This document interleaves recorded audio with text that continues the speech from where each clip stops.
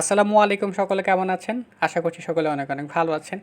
আপনারা ইতিমধ্যে জানেন যে Oppo লঞ্চ করতে যাচ্ছে Oppo F21 সিরিজের একটা ফোন, যা কিনা আগামী 10 এপ্রিল থেকে লঞ্চ করার কথা রয়েছে। সো Oppo শোরুমে গিয়েছিলাম ডেমো ফোনটি দেখতে। সো ভাবলাম আপনাদের সাথে ফোনটি রিভিউ শেয়ার করি। তো Oppo F21 Pro এর দুইটা কালার ভ্যারিয়েন্ট আপনি পেয়ে যাবেন। একটা হচ্ছে সানসেট অরেঞ্জ এবং আরেকটি হচ্ছে কসমিক ব্ল্যাক ভ্যারিয়েন্টের। সানসেট অরেঞ্জটি খুবই চকচকে এবং চমৎকার দেখতে হলো। আমার কাছে অ্যাকচুয়ালি কসমিক ব্ল্যাকটাই ভালো লেগেছে। অপোর F21 Pro এর বডি সাইজ হচ্ছে 6.30 ইন্টু 2.88 ইঞ্চ, যেটার ওজন হচ্ছে 175 গ্রাম। আপনি এখানে 6.43 ইঞ্চের অ্যামোলেড একটা ডিসপ্লে পেয়ে যাবেন, যেখানে 85.3% স্ক্রিন টু বডি রেশিও পাবেন। এছাড়াও 1080 ইন্টু 2400 পিক্সেলের রেজলিউশন আপনি এখানে পাচ্ছেন। প্রোটেকশন হিসেবে কর্নিং গরিলা গ্লাস 5 এখানে ব্যবহার করা হয়েছে।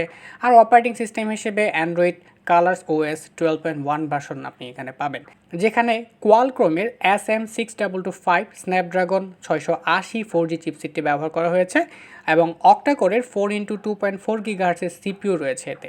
ইন্টারনাল মেমোরি হিসেবে রয়েছে 128 GB ইন্টু 6 GB। এছাড়াও আপনি চাইলে আরও অ্যাডিশনালি আপ টু 5 GB পর্যন্ত র্যাম এক্সটেন্ড করতে পারবেন। এছাড়াও এক্সটার্নাল হিসেবে মাইক্রো SDXC কার্ড স্লট তো এখানে রয়েছে।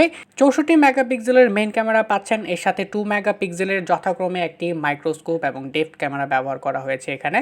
সনি IMX709 ফ্ল্যাগশিপ সেলফি সেন্সরের 32 মেগাপিক্সেলের সেলফি ক্যামেরা পাচ্ছেন।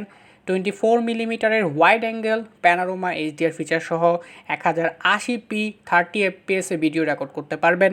ব্যাটারি হিসেবে এখানে লাইপ্রো 4500 মিলি এম্পিয়ার আওয়ারের একটা নন রিমুভেবল ব্যাটারি ব্যবহার করা হয়েছে, যেটা 33 ওয়াট ফাস্ট চার্জিং সুবিধা আপনি এখানে পাবেন। এছাড়াও রিভার্স চার্জিং সুবিধা তো থাকছেই।